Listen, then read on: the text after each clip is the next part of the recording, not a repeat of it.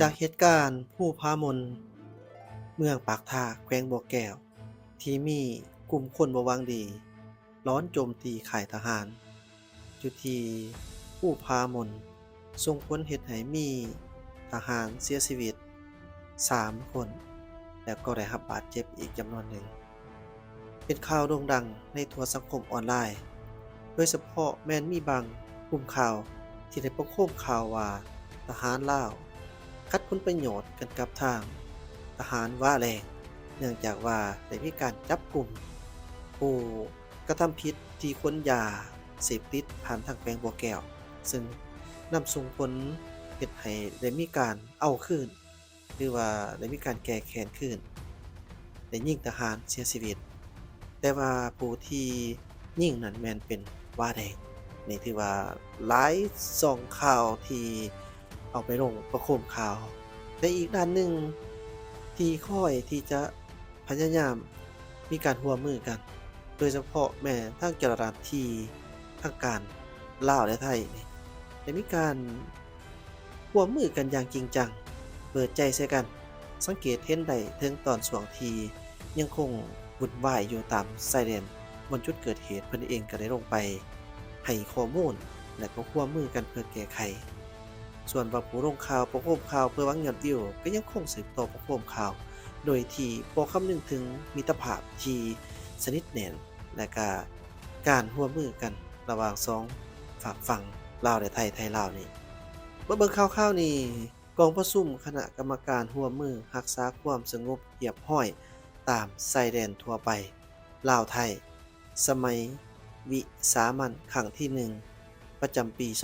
2025 ซึ่งได้จัดขึ้นในระหว่างวันที่25หา26พฤษภาคม2025อยู่ที่นครหลวงเวียงจันทน์สปปลาวคณะกรรมการฝ่ายลาวนำโดยทานพลโทคำเลี่ยงอุทกไกรสอนรัฐมนตรีกระทรวงป้องกันประเทศแห่งสปปลาว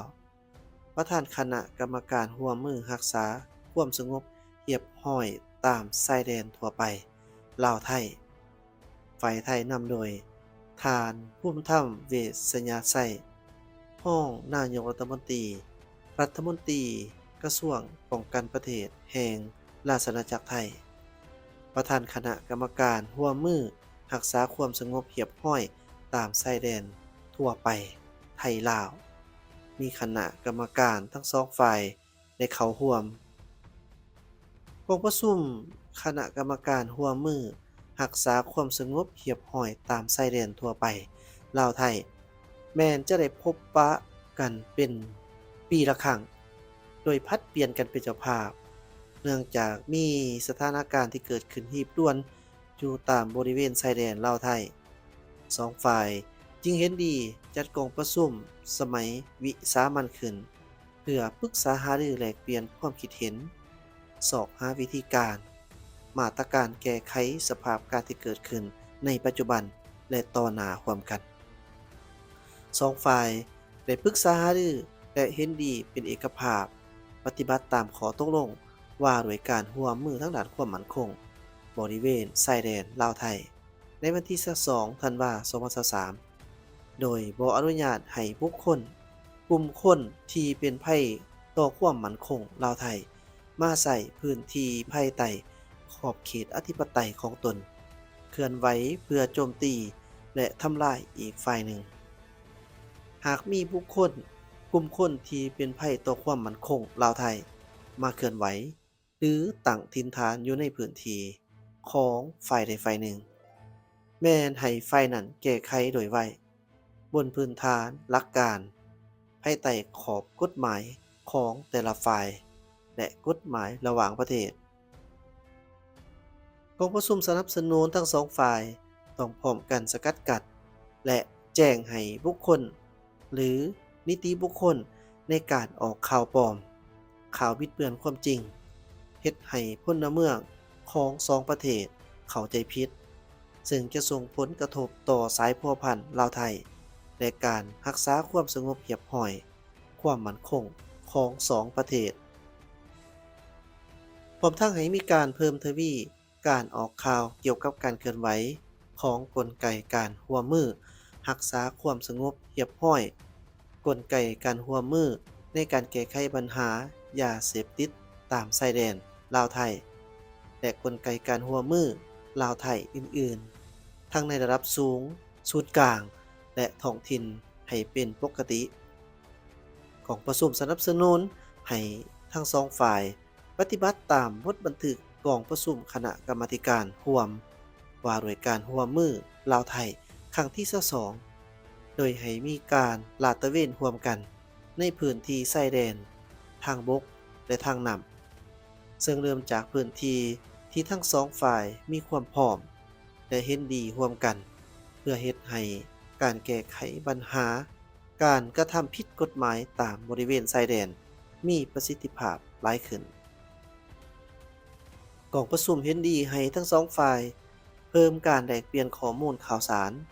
ดำเนินมาตรการที่จำเป็นภายใต้กฎหมายของแต่ละประเทศพร้อมทั้งเพิ่มทวีการร่วมมืออย่างจริงจังในการจัดระเบียบชายแดนเพื่อป้องกันสกัดกั้นและปราบปรามผู้ลักลอบนำพาคนเข้าเมืองและแรงงานผิดกฎหมายรวมทั้งในการร่วมมือทั้งด้านแรงงานและการต่อต้านการค้ามนุษย์การค้ายาเสพติดและสินค้าที่ผิดกฎหมายตามบทบันทึกกองประชุมคณะกรรมาธิการร่วมว่าด้วยการร่วมมือลาวไทยครั้งที่22นอกจากนี้ทั้งสองฝ่ายจะปฏิบัติตามบทบันทึกกองประชุมคณะเจ้าแขวงและผู้ว่าราชการจังหวัดชายแดนลาวไทยครั้งที่10เกี่ยวกับการจัดระเบียบเรือและการเดินเรือตามลำแม่น้ำของโดยมอบให้คณะอนุกรรมการร่วมมือรักษาความสงบเรียบร้อยตามชายแดนทั่วไปลาวไทยร่วมกับภาคส่วนที่เกี่ยวข้องของทั้งสองฝ่ายให้มีการปรึกษาหารือร่วมมือกันเพื่อกำหนดวิธีการจัดตั้งปฏิบัติกองประชุมเห็นดีให้คณะอนุกรรมการร่วมมือรักษาความสงบเรียบร้อยตามชายแดนทั่วไปลาวไทยและภาคส่วนที่เกี่ยวข้องของสองฝ่ายดำเนินการกวดก้าพื้นที่ชายแดนร่วมกันอย่างน้อยปีละ1ครั้งและเพื่อเป็นการป้องกันหรือยุติกรณีใดหนึ่งที่กระทบต่อจุดประสงค์ของการร่วมมือภายใต้ข้อตกลงว่าด้วยการร่วมมือทั้งด้านความมั่นคงบริเวณชายแดนระหว่างลาวไทยในกรณีหากฝ่ายใดฝ่ายหนึ่งเสนอปัญหาในพื้นที่ที่มีความเสี่ยงที่อาจจะมีกลุ่มคนบ่หวังดีต่อสายพัวพันลาวไทยกระบวนการค้าขายยาเสพติดขบวนการอาชญากรรมข้ามชาติเคลื่อนไหวและนำใส่พื้นที่ชายแดนของทั้งสองประเทศเป็นที่ลบซ่อนพักยาเสพติดลักลอบขนส่งสินค้าผิดกฎหมายและยานพาหนะข้ามชายแดนทั้งสองฝ่ายจะต้องพิจารณามอบให้หน่วยงานประสานประจำพื้นที่ชายแดนลาวไทยร่วมกันไปกวดก้าพื้นที่ดังกล่าวโดยทันทีกองประชุมสนับสนุนให้ปฏิบัติตามบทบันทึกกองประชุมคณะกรรมาธิการชายแดนร่วมลาวไทยครั้งที่11ให้คณะกรรมาธิการชายแดนร่วมลาวไทยเร่งรัดดำเนินการสำรวจและปักหลักชายแดนลาวไทยให้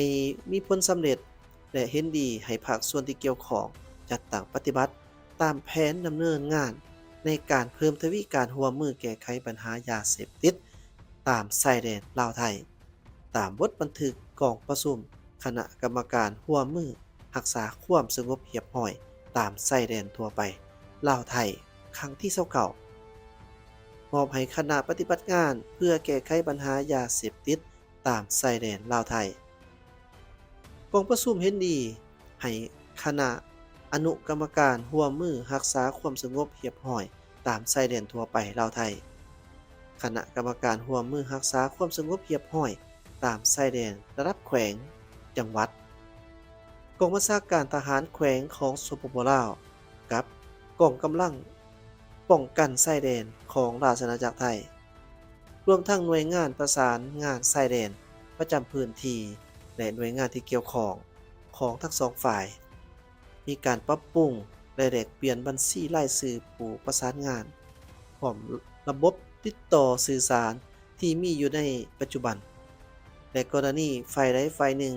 มีข่าวสารและการเคลื่อนไหวเกี่ยวกับยาเสพติดในขอบเขตชายแดนให้หน่วยงานประสานงานประจำภาคพื้นที่ชายแดนลาวไทยประสานงานร่วมมือกันกวดกาหาข้อมูลทันทีพร้อมทั้งแจ้งให้คณะปฏิบัติงานร่วมเพื่อแก้ไขปัญหายาเสพติดตามชายแดนลาวไทยรับทราบและร่วมกันแก้ไขปัญหาโดยไว กองประชุมสนับสนุนให้หน่วยงานรัฐบาลราชการที่เกี่ยวข้องทั้งสองฝ่ายร่วมกันแก้ไขปัญหาผู้ลักลอบเข้าเมืองโดยผิดกฎหมายหากฝ่ายใดฝ่ายหนึ่งมีข้อมูลข่าวสารที่เป็นประโยชน์ต่อการป้องกันและแก้ไขปัญหาผู้ลักลอบเข้าเมืองโดยผิดกฎหมายให้เจ้าให้แจ้งอีกฝ่ายหนึ่งรับทราบเพื่อร่วมกันพิจารณาแก้ไขตามความเหมาะสม ในกองประชุมประธานร่วมฝ่ายลาวและฝ่ายไทยยังได้พร้อมกันลงนามบทบันทึกกองประชุมคณะกรรมการร่วมมือรักษาความสงบเหียบห้อยตามชายแดนทั่วไปลาวไทยสมัยวิสามัญครั้งที่1ประจำปี2025เติมอีก